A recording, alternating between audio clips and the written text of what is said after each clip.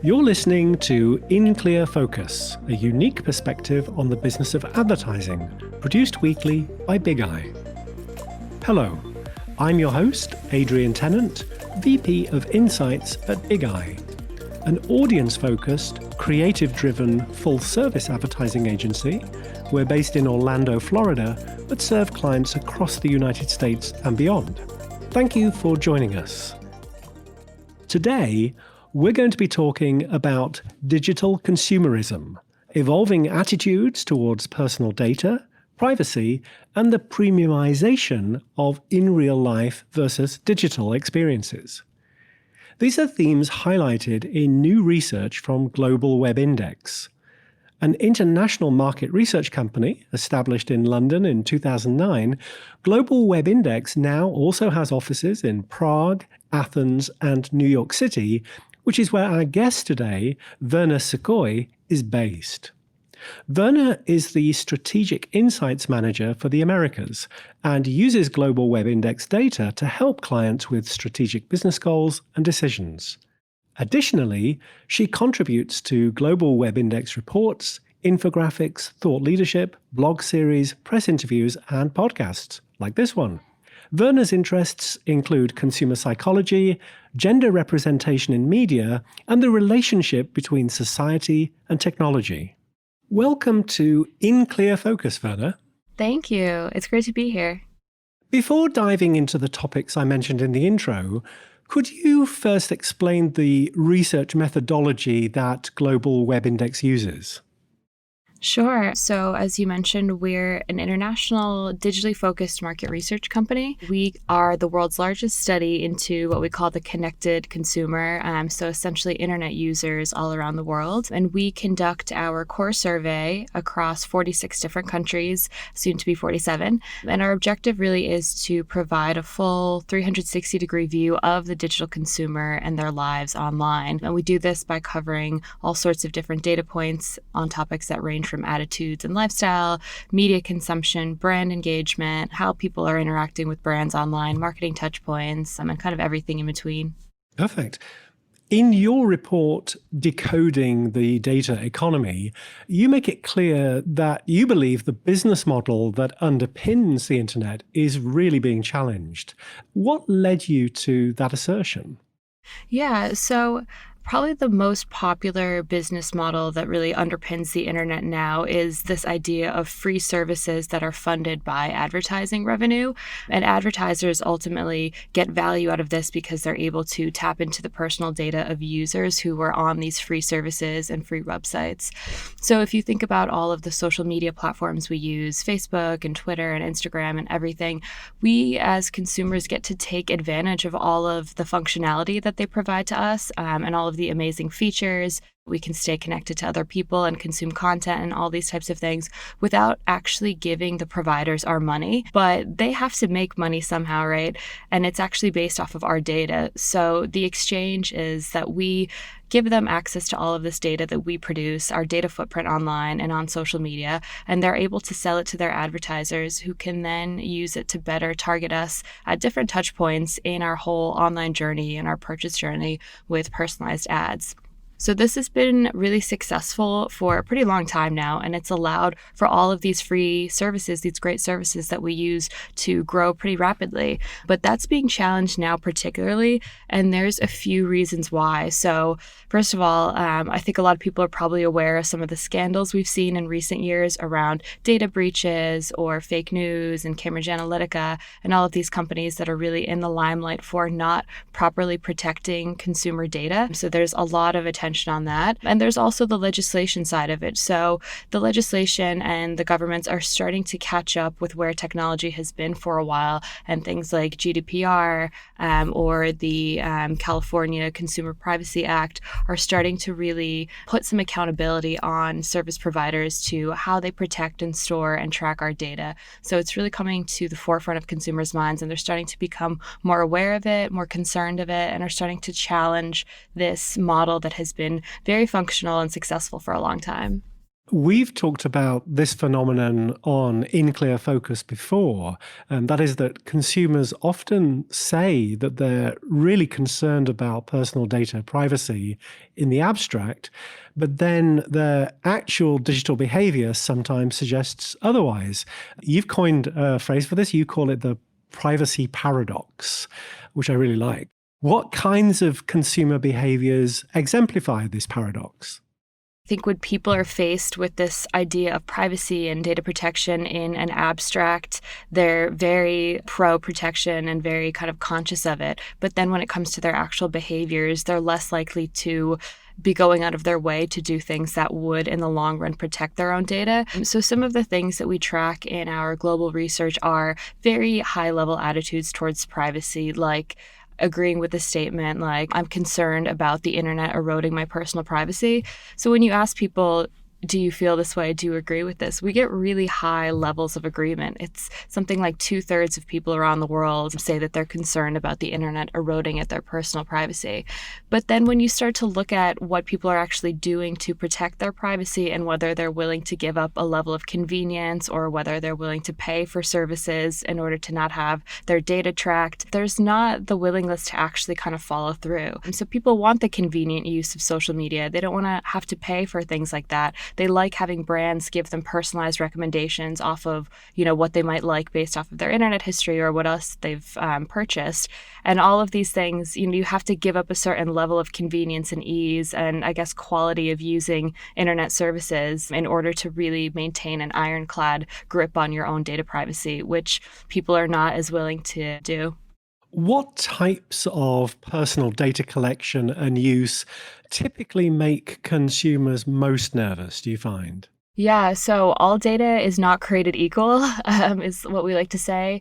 There is definitely a spectrum of sensitivities as to what different kinds of data people are pretty comfortable sharing versus what they're really not comfortable sharing. And this is important for brands that operate online, and especially those that are considering tapping into trends like data monetization or asking people to provide their data in exchange for different types of access to goods or services or even money. And what we found in our research is that things like your location, your address, your mood, even to the extent of things that you've bought online are pretty safe areas of data. People are fairly comfortable giving away some of that. But what is probably the most highly sensitive is anything related to health or medical records, anything related to financial data, income, household spending is quite sensitive. And then browsing history is really sensitive. So people are not willing to share data like that in many cases.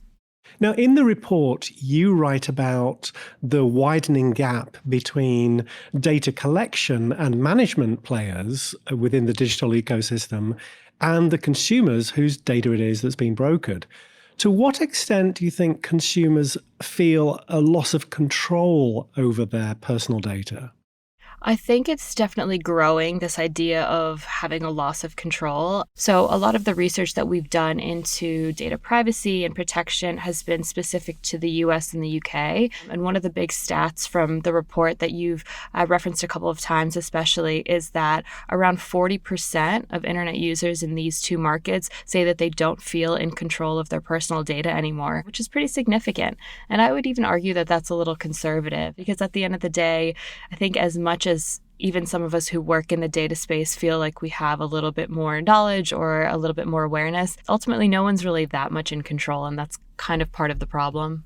That's fascinating to me. I mean, you had mentioned, obviously, GDPR in Europe and the California Consumer Privacy Act. That one went into action just at the beginning of this year. Obviously, the objective of these regulations is to give consumers the right to protect their data and personal information online. In what kinds of ways do you think the introduction of these regulations have maybe affected consumers' behaviors or attitudes? Yeah, so at the moment, I think that the probably most positive impact they're having is on businesses and companies that operate in the data space.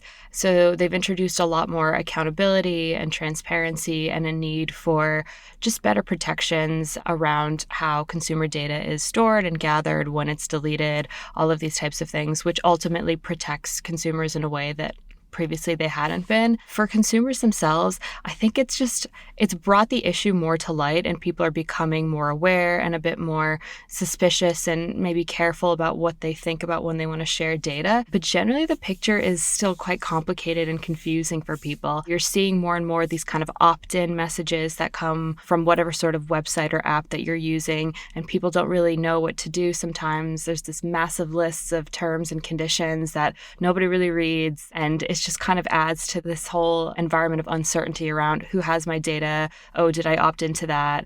Do I have any sort of rights around this? So the framework isn't entirely clear yet. It's becoming better, but there is this kind of muddy waters for people to work through at this point. As you mention in the report, Governor Gavin Newsom has proposed the data dividend for Californians, a bill that would mandate tech companies to pay users for their digital data. In what kinds of ways are companies rewarding consumers for use of their personal data right now? There's a couple of early examples, almost kind of like experimental ways that companies have started to do this. I think the Amazon one from last year is a good one. So they tried to see if people would kind of sell their data by offering a $10 credit during Amazon Prime Day last year if they let shoppers, some of their behaviors and browsing kind of behaviors be tracked essentially. So that was a very obvious, here is a certain amount of money for us to be able to access your data. Facebook has been doing this on some level in order to kind of test how users who are on Facebook use other competitive services too. So they have apps that pay users to basically allow Facebook to track how they use other apps and competitor sites. This has been a bit contentious though, and I know that Apple doesn't allow these types of apps to be downloaded and used on their devices because it violates Apple's terms for one app collecting data on another app. So it is a bit complicated, but we're starting to see kind of experimental efforts by companies to tap into data monetization. And as people become more aware that their data has value and they're not necessarily the ones benefiting from this value, it's going to become a more and more common occurrence. So your feeling is that we might well see the introduction of products that help consumers take back control of their data. What could such solutions look like, do you think? Yeah, it's definitely going to be an interesting industry that comes out of the whole data economy. This whole transaction of, you can't necessarily control your data as well as you would like to, or you don't have the time or the expertise to read all of these legal documents and opt out of this and opt out of that. So for a fee, a service provider will probably help you navigate the whole world of T's and C's and data sharing and which websites should you trust and can you delete your data. And they'll be able to help people get rid of their kind of data footprint and remove some of the personal information that they have just kind of floating out there in the internet that doesn't necessarily need to be out there. We're in this data economy, but we're just at the beginning of it. This whole industry of data monitoring, as you kind of hinted to, data management for the user is probably one of the next waves that's going to crop up because it's just become so complicated for the average internet user to really manage their data footprint. And people are becoming, as I said, more aware of it, more concerned, and they probably will be willing to pay for something like that in the future. It's a fascinating prospect. I want to turn now to the recent report entitled Connecting the Dots, in which several contributors at GlobalWebIndex predict consumer trends that will shape 2020 and beyond. This is a very thoroughly researched report, and it's also a great read.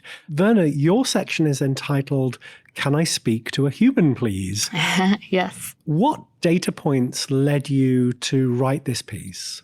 So this is an interesting one, and it's probably one of my favorite topics that people are discussing this year. And what led us to look at this as a theme was some of the trending data that we have tracked for a number of years and the changes that we've seen in it. So we've tracked in our global survey user attitudes towards technology and the internet for a while now. And one of the trends that we've started to see is that there's a growing discomfort or uneasiness with how much technology has really permeated into our lives. So agreement with certain attitudes like technology makes life more complicated has grown grown, for example, by about 27% between 2014 and 2019. So essentially, people are more than a quarter more likely now versus 5 or 6 years ago to say that they think technology is making their lives more complicated. But at the same time, people are more connected than ever before, which is another data point we tracked. So people feel like they're constantly connected. That's growing. But at the same time, there's this increasing rate of uneasiness with it. So technology is everywhere. We use it for everything. It's part of our lives, and like there's a resistance towards that. So it's a bit of a cycle, and it's interesting that that's really kind of coming to a head now. You also identify an emerging trend in the premiumization of in real life experiences in contrast to technology driven experiences. Can you explain that? So as I said, technology has really permeated like every aspect of our lives now, right? So it's not just in how we work or, how we go to school and how we communicate, but it's becoming more and more a part of things like healthcare. It's a part of our transportation systems, our entertainment, everything. So many of our experiences really are just mediated by screens. And there's a reason for that. So technology not only makes things more convenient and more efficient, but it makes things a lot cheaper as well. So it's cheaper to put in a bunch of self-service kiosks in a grocery store, for example, in the long run versus, pay human workers and give benefits to human workers and train them up. It's cheaper to put in e-learning systems and laptops in every classroom and only have like one teacher oversee a whole group of students versus just have more staff and more one-on-one learning experiences. And technology as well, it's cheaper now than it ever has been before. So if you look at how much, a computer cost 30 years ago, it's just an astronomical difference versus now when everybody in developed, mature markets, essentially kind of no matter your income levels, will have a smartphone. It's just like it's mass culture. So what is the more expensive and difficult thing to get at is to have a person work with you one-on-one, a person actually provide a service or enhance an experience for you and give you that personalized one-on-one attention, or to get something that's handmade and slightly imperfect because it didn't go through a whole like automated, mechanized mass production system. So what is becoming more exclusive and difficult to get because it's inevitably more expensive is having that human contact and human element in all of our services and experiences. And that's kind of driving this whole idea that, the human touch, the human element is becoming more of a premium.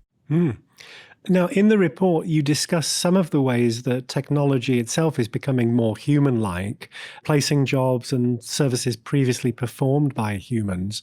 You also cite research from Capgemini that suggests consumers are about as likely to trust product recommendations from voice assistants as they are to trust human salespeople. So what does the rapid adoption of voice assistants on mobile phones and dedicated smart speakers tell us?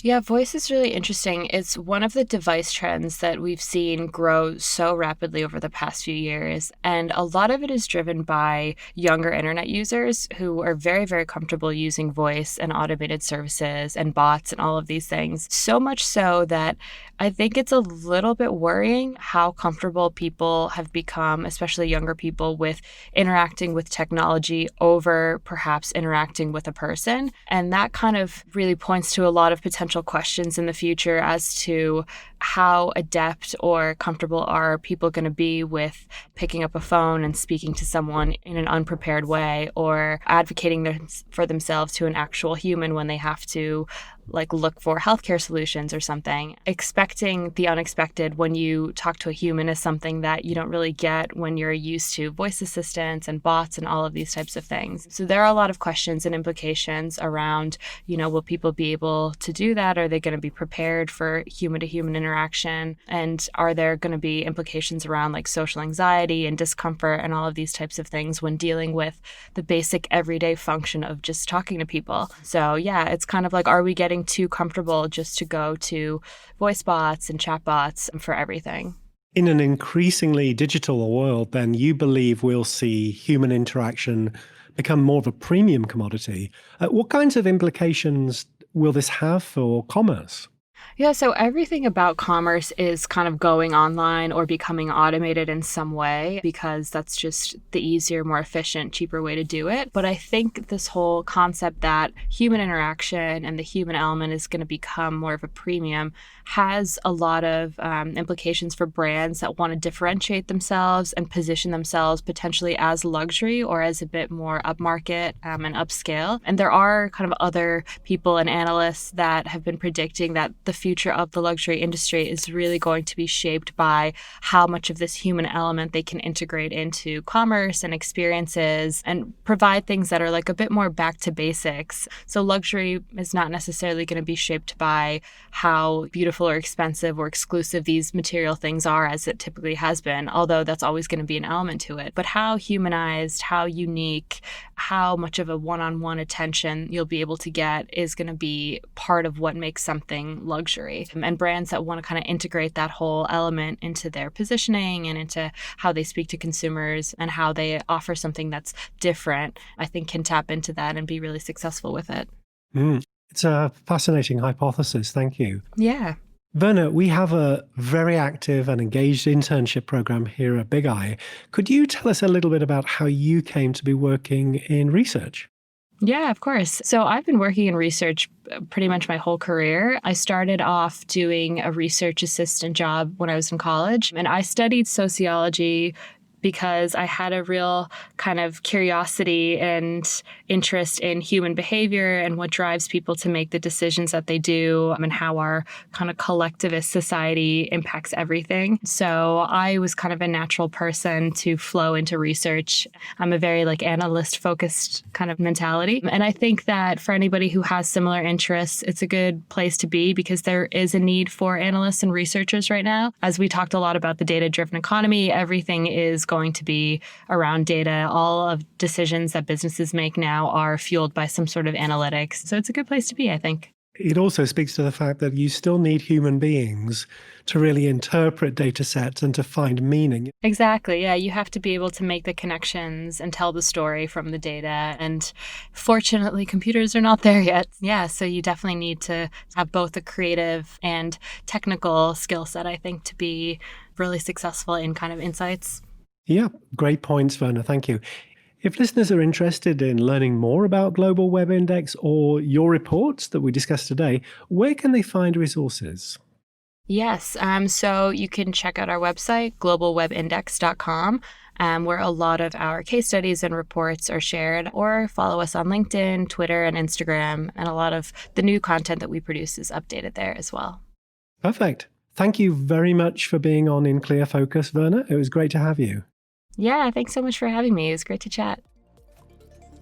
My thanks to our guest this week, Virna Sekoj, Strategic Insights Manager for the Americas at GlobalWebIndex. You can find links to the resources we discussed today on the In Clear Focus page at bigeyeagency.com under Insights.